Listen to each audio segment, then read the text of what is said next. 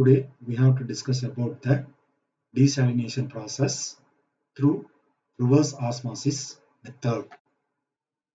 Based on the quantity of dissolved salts, water is classified as fresh water, brackish water and sea water. That is, TDS less than 1000 ppm means we call it as fresh water, whereas the TDS between 1000 to 35,000 ppm we call it as brackish water, and the sea water the TDS is greater than 35,000 ppm. The process of removing common salt, that is sodium chloride, from water is known as desalination process. The water containing dissolved salts, that is 3.5% of sodium chloride with a peculiar salty taste, is called brackish water. So brackish water is nothing but that contains 3.5% of sodium chloride. It is totally unfit for drinking purpose. So seawater and brackish water can be made available as drinking water through desalination process. Desalination can be carried out by the principle of reverse osmosis or electrodialysis.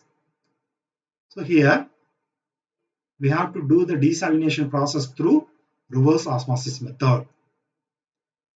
When two solutions of different concentrated solutions are separated by a semi-permeable membrane, due to osmotic pressure, low concentrated solvent flows to higher one. This is known as osmosis. The driving force in this phenomenon is called osmotic pressure. But when we apply an excess and opposite hydrostatic pressure to overcome the osmotic pressure, then higher concentrated solvent will flow to the lower one. This is known as reverse osmosis method. This reverse osmosis principle is applied to carry out the desalination process. Thus, in the process of reverse osmosis, pure water is separated from salt water. This process is also known as superfiltration. The membrane is made up of cellulose acetate or cellulose butyrate.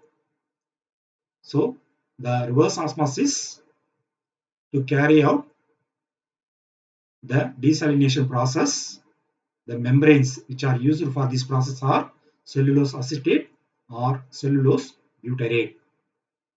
So advantages of reverse osmosis: membrane lifetime is high and it can be replaced with few minutes.